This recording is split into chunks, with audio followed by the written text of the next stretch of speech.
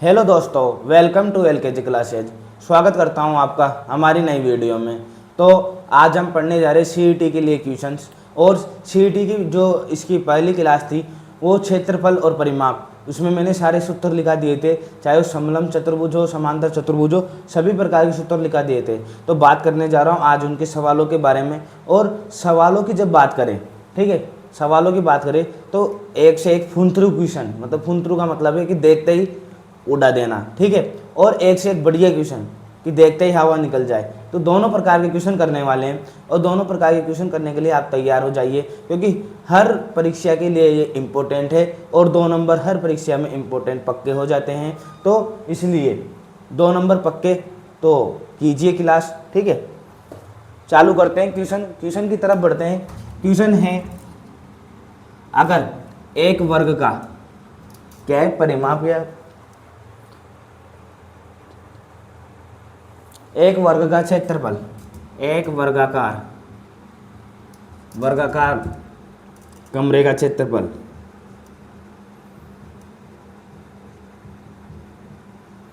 क्षेत्रफल 72.25 semi square है, तो परिमाप ज्ञात कीजिए।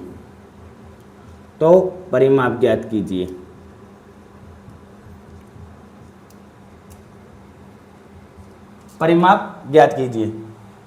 एक वर्गाकार कमरे का क्षेत्रफल कितना है? 72.25 सेंटीमीटर स्क्वायर। तो परिमाप ज्ञात कीजिए। कर लोगे? कैसे करोगे? ये है फुन-थ्रू क्वेश्चन। कौन सा क्वेश्चन है? फुन-थ्रू।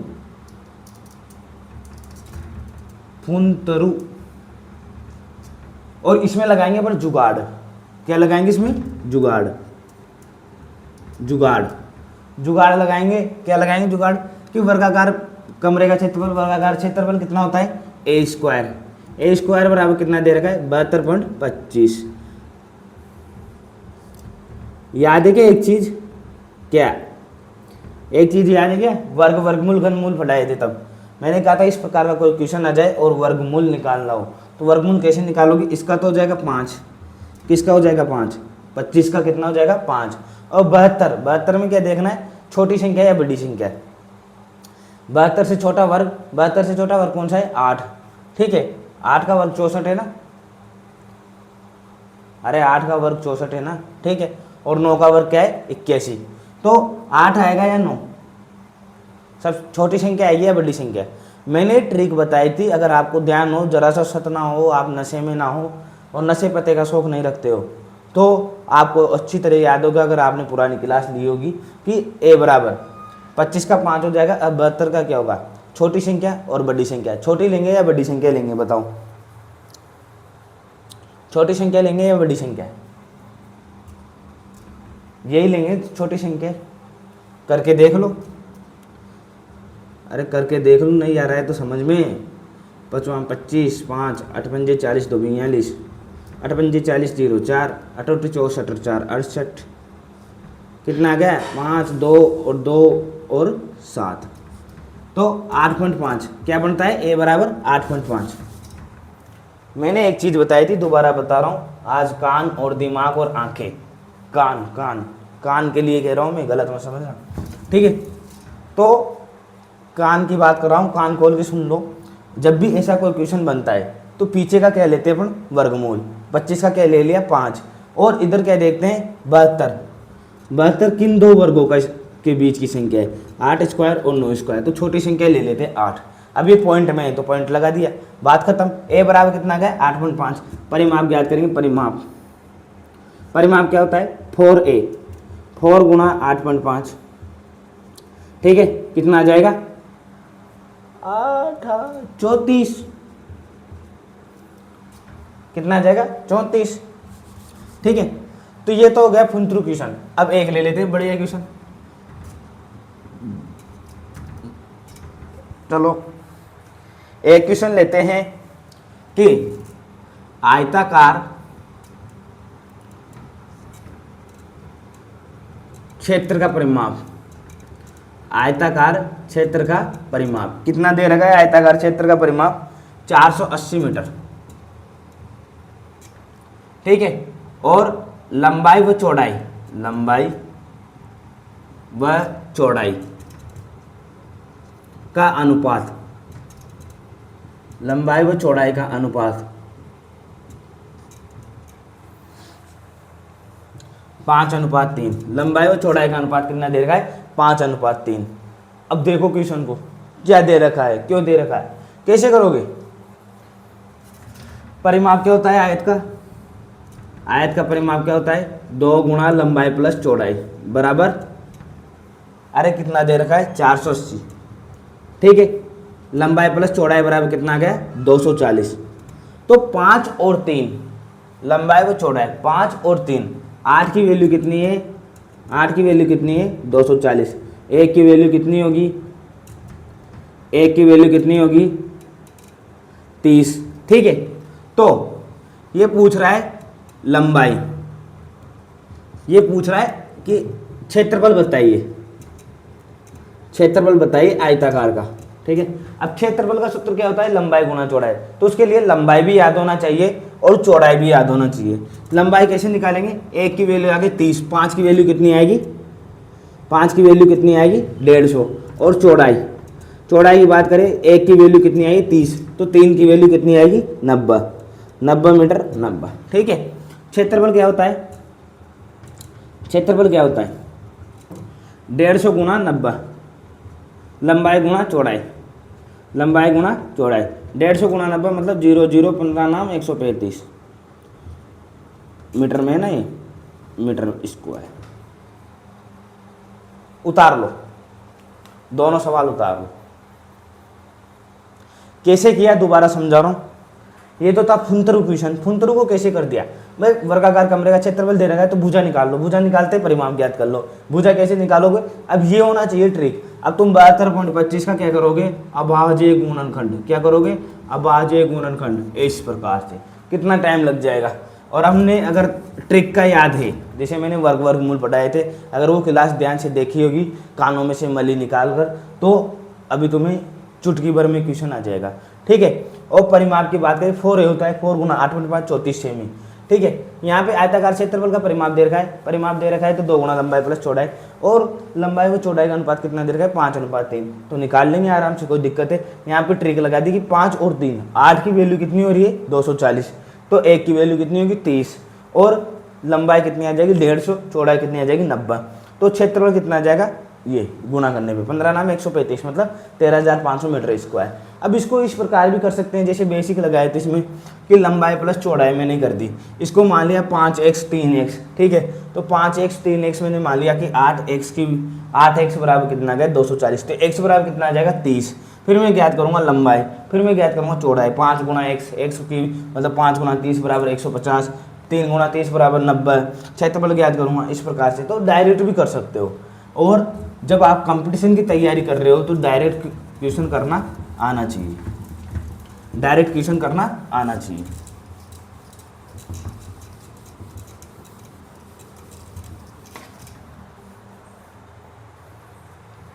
एक क्वेश्चन और लेते हैं।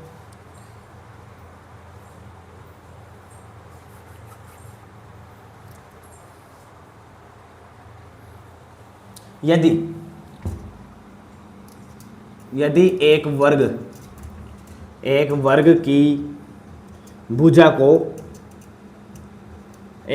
की भुजा को 60%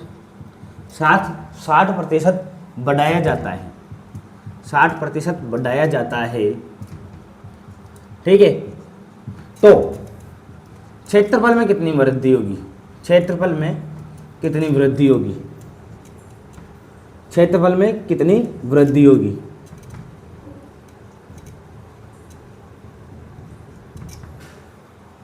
यो का देख लियो। यदि एक वर्ग की भुजा को 60% बढ़ाया जाता है तो क्षेत्रफल में कितनी वृद्धि होगी? क्षेत्रफल में कितनी वृद्धि होगी कैसे ज्ञात करोगे? मैंने जब साधारण ब्याज और सरल ब्याज पढ़ाया था तब वृद्धि, जैसे लगातार वृद्धि हो रही हो, लगातार वृद्धि हो रही हो तो एक सूत्र लिखवाया था x + y बराबर xy/100 लिखवाया था ये, अगर आपको याद नहीं है। अब वर्ग की भुजा क्या है? ये वर्ग है आपका। ठीक है, इसमें 60% वृद्धि हो रही होगी तो इसमें भी तो 60% वृद्धि हो रही होगी, और जब इन दोनों में 60% वृद्धि हो रही होगी, इन दोनों में, तो क्षेत्रफल में वृद्धि होगी। ठीक है, वर्ग की भुजा को 60% बढ़ाया जाता है। तो इसी को नहीं बढ़ा रहे कि एक को बढ़ा दिया, सभी को बढ़ाएंगे 60%, ठीक है, क्योंकि चारों भुजा एक समान है। अभी आयत में दिया होता तो वो कहता कि लंबाई को इतना बढ़ाया, चौड़ाई को इतना बढ़ाया, तो उस हिसाब से करते। अब लगातार वृद्धि हो रही है दोनों साइड, ठीक है, दोनों भुजा में लगातार वृद्धि हो रही है। तो दोनों भुजा में लगातार वृद्धि हो रही है तो कौन सा फॉर्मूला लगाते हैं, x + y + xy बटा 100, क्योंकि लगातार क्रमिक वृद्धि पर क्या लगाते हैं, जैसे अपन ने लगाया था कि कोई दुकानदार था, उसको पहले तो हुआ 60% का फायदा, फिर हुआ 30% का नुकसान। तो कैसे लगाया था हमने, 60 - 30 - 60 × 30 बटा 100, इस प्रकार से लगाया था, याद हो तो आपको। अगर उसको दोनों तरफ फायदा हो रहा है तो आपने लगाया था ये वाला फॉर्मूला कि 5 उंगलियां घी में और सर कढ़ाई में, तो उस प्रकार का फॉर्मूला है। अगर दोनों तरफ से क्या हो रहा है, नुकसान, तो दोनों तरफ से नुकसान हो रहा है तो पहले तो 60 का चूना लग गया, फिर 30 का लग गया और बढ़िया कत्ता लग गया और पान बन गया, तो उस हिसाब से ये वाला फॉर्मूला लगा दिए, ठीक है। इसका मतलब है वो सिर मुंडाते ओले पड़ना, मतलब लगातार घाटा होता रहना, ठीक है। इसका मतलब है पहले तो फायदा हुआ 60 का, फिर 30 का, तो जो लगातार क्रमिक चीजें हो रही हैं उनमें इस प्रकार का फॉर्मूला लगता है। अब लगातार ही तो यहाँ पे वर्ग की भुजा को बढ़ाया जाएगा ना, ठीक है, लगातार ही वर्ग की भुजा को बढ़ाया जाएगा। तो वृद्धि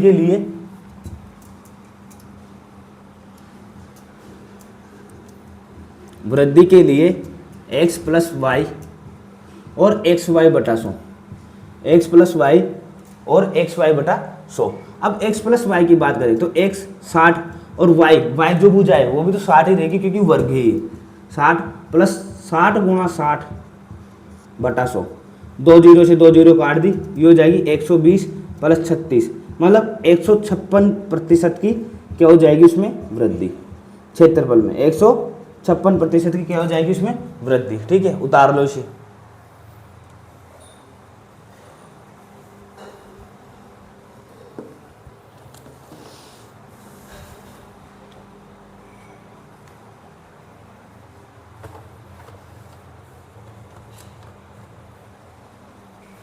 ठीक है, उतार लिया होगा, आगे की तरफ चलते हैं।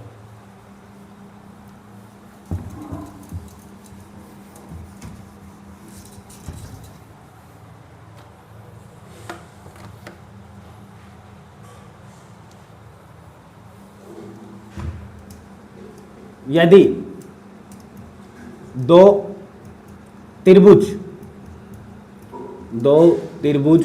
के क्षेत्रफलों का अनुपात, क्वेश्चन बढ़िया है, इंग्लिश में क्वेश्चन बढ़िया लिखा रहा हूँ क्योंकि अब सीईटी पहले जैसे नहीं रही कि फुंतरू क्वेश्चन आ जाएंगे, अपन से क्षेत्रफल दे रखा है तो परिमाप पूछ लेगा, इस प्रकार का कोई क्वेश्चन नहीं आने वाला है। क्वेश्चन अच्छे लेवल का आएगा तो अच्छी तैयारी करनी पड़ेगी। अगर सीईटी निकालना है तो सीईटी का पेपर भी बहुत हार्ड होने वाला है, ना कि पहले जैसा होने वाला है, क्योंकि आप देख रहे हो जब रीट 2026 का पेपर हुआ उसी से पेपर पैटर्न चेंज हो चुका है और अब तक सबकी वाट लगा रहा है पेपर, तो आगे भी वाट ही लगाएगा। कोई ये मत समझना कि सीईटी ऐसे ही पास कर लेंगे, पढ़ना पड़ेगा दोस्तों।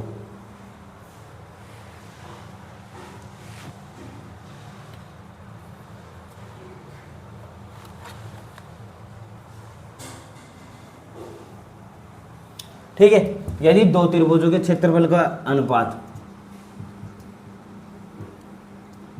कितना है, 25:16,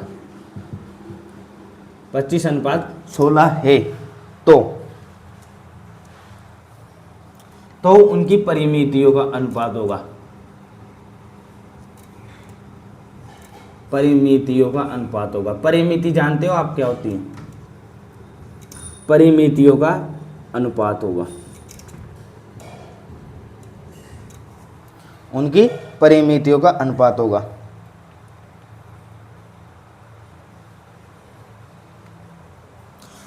ठीक है, परिमितियों का अनुपात होगा। अब परिमाप पे एक चीज और बता दूं, परिधि ये सारी एक ही होती है, परिमिति ले लो चाहे परिमाप ले लो चाहे परिधि ले लो। ठीक है, दो त्रिभुज के क्षेत्रफल है, कितना है, दो त्रिभुजों का क्षेत्रफल। अब मैं करूँ 1/2 आधार गुणा ऊंचाई।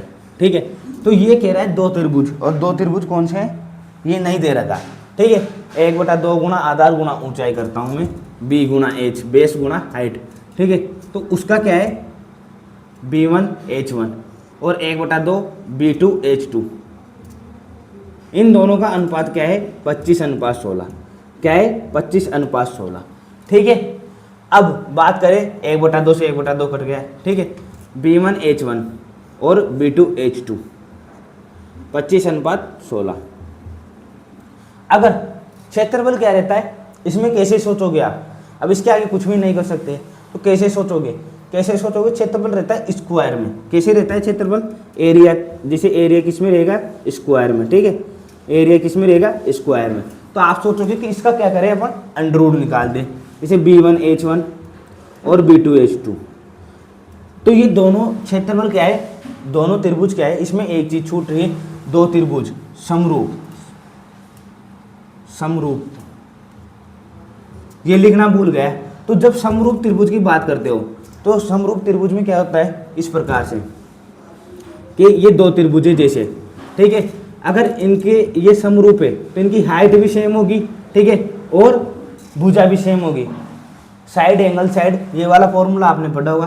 तो इनकी साइड सेम होगी और हाइट भी सेम होगी। तो ये क्या आ जाएगा, साइड और हाइट सेम होगी तो 25:16 और B1 स्क्वायर B2 स्क्वायर बराबर 25:16। क्यों किया मैंने ऐसा, ये चीज समझो क्यों किया, क्योंकि ये दो समरूप त्रिभुज है, ये छोड़ रखा था उसमें, ठीक है। तो B1 square upon B2 square 25:16।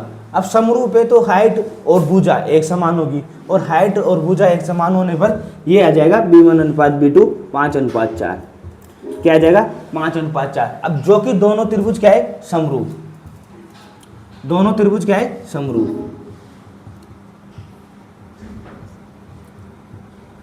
ठीक है। अब एक का बेस कितना आता है, ये बेस कितना आता है एक का, जैसे 5 आ गया तो ये भी क्या होगी 5 और ये भी क्या होगी 5।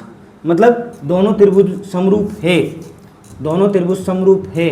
तो परिमाप, परिमाप किसका लिख रहा हूं मैं, त्रिभुज फर्स्ट का। त्रिभुज फर्स्ट का कितना हो जाएगा 15 और त्रिभुज सेकंड का लिखूं, त्रिभुज सेकंड का कितना हो जाएगा 12, ठीक है।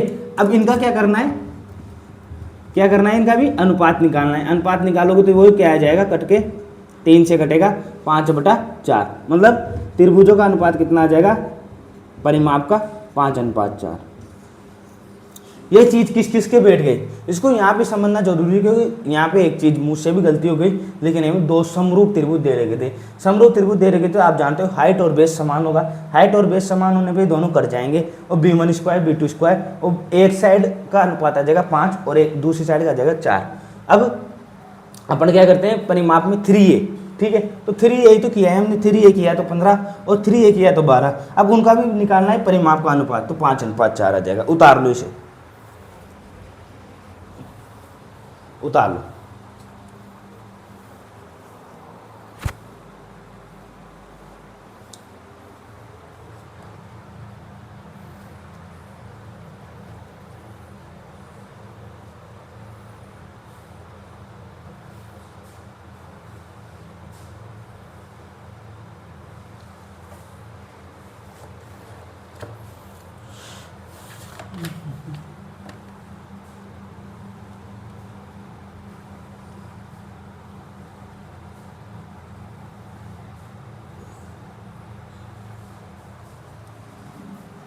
हटा दो।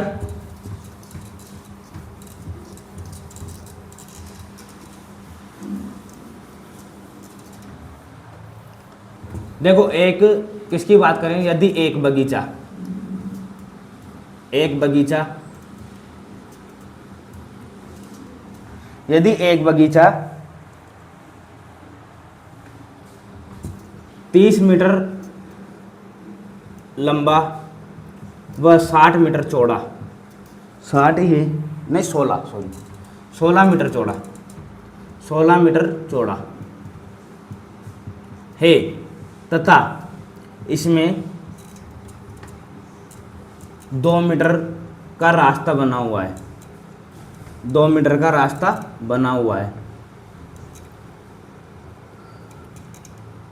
तो रास्ते का क्षेत्रफल ज्ञात कीजिए, रास्ते का क्षेत्रफल ज्ञात कीजिए, रास्ते का क्षेत्रफल ज्ञात कीजिए।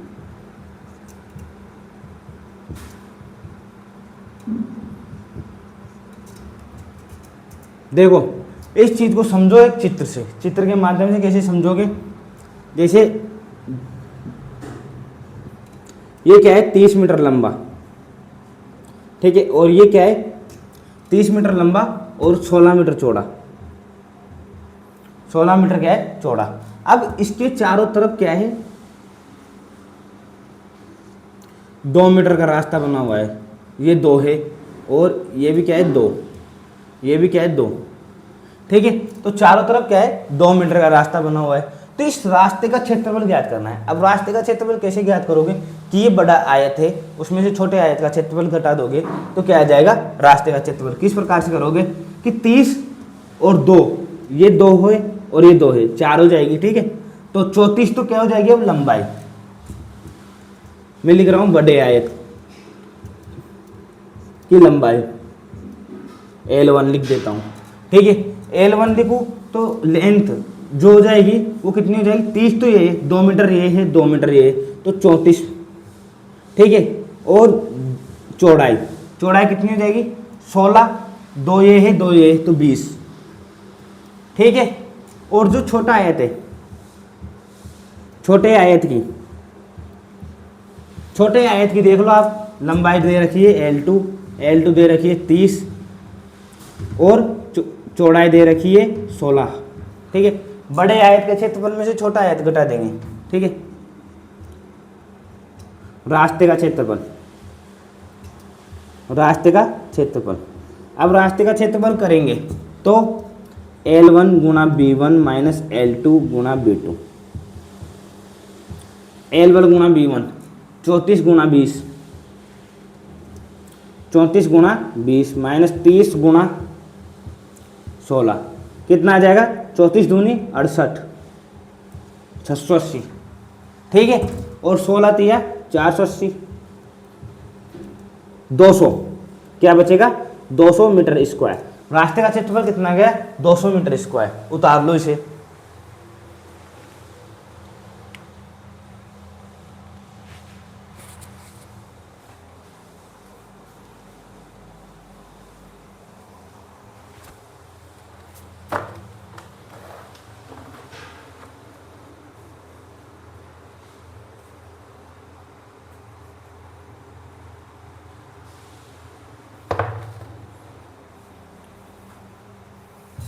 हटा दूं,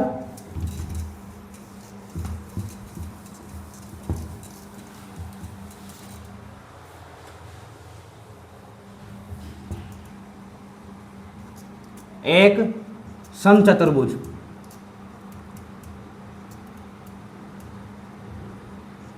क्या है समचतुर्भुज, जिसके विकर्ण, जिसके विकर्ण,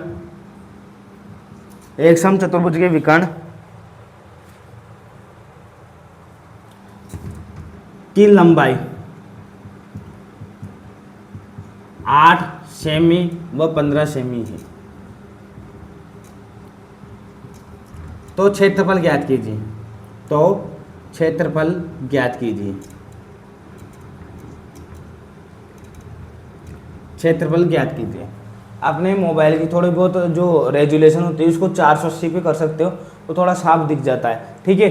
और आप क्या है 480 नहीं करते, ऐसे तो हम भी क्या है वीडियो बढ़िया क्वालिटी में बनाने, फिर भी क्या है कि कई बार नेटवर्क इशू बहुत सारी चीज़ें हो जाती है, तो कई बार वीडियो ब्लर आने लगती है, तो आप उसको 480p में करके भी देख सकते हो, उससे क्या है थोड़ा साफ हो जाता है। और जैसे आप स्क्रीनशॉट इस प्रकार के लो तो वो क्या है सही हो जाता है। आंसर, अब एक विकर्ण की लंबाई मतलब जिसके विकर्णों की लंबाई क्या है 8 सेमी व 15 सेमी है, तो समचतुर्भुज का क्षेत्रफल क्या होता है, क्षेत्रफल का सूत्र कल ही पढ़ाया था मैंने, 1/2 गुणा d1 और d2, 1/2 गुणा d1 गुणा d2, यही होता है। और d1 व d2 क्या है, d1 व d2 क्या है विकर्ण। तो कर लोगे इस सवाल को, 1/2 गुणा 8 गुणा 15 क्या आ जाएगा 60, क्या आ जाएगा 60 सेंटीमीटर स्क्वायर, क्या आ गया 60 सेंटीमीटर स्क्वायर। तो इस प्रकार के सवाल होते हैं, और इस प्रकार के सवाल होते हैं। कल और सवाल करेंगे इसके, फिर पृष्ठीय क्षेत्रफल और आयतन की तरफ जाएंगे। अभी तक 2 दिन तक इसके सवाल करेंगे ताकि सभी सवाल आ जाए, जैसे समलंब चतुर्भुज, समांतर चतुर्भुज, त्रिभुज, और अभी आयत, वर्ग, वृत्त, इस प्रकार के बहुत सारे सवाल बच रहे हैं। उन सबको करेंगे, समबाहु त्रिभुज के, विषमबाहु त्रिभुज के, फिर आगे बढ़ेंगे, फिर पृष्ठीय क्षेत्रफल और आयतन की तरफ चलेंगे, तो उनके लिए अलग चीज़ें होगी। और आज के लिए इतना ही। आप वीडियो पसंद आती है तो लाइक कर दिया करो, चैनल पर नए हो तो सब्सक्राइब कर दिया करो। जैसे कि मैं सीईटी के लिए बता रहा था आपको रीजनिंग की क्लास कब चालू करनी है, आपने कोई कमेंट नहीं किया है, तो मैं रीजनिंग की क्लास चालू नहीं कर रहा हूँ, क्योंकि इतना टाइम फालतू, मतलब मैं भी नहीं बिगाड़ना चाहता। देखो, क्योंकि अगर देखने के लिए अगर आप उत्साहित हो तो आपको कमेंट करना पड़ेगा, उसके बाद मैं रीजनिंग की क्लास चालू करूँगा। आज के लिए इतना ही, कल इसी के सवाल करेंगे। मिलते हैं आपसे नई वीडियो में। Thanks for watching this video.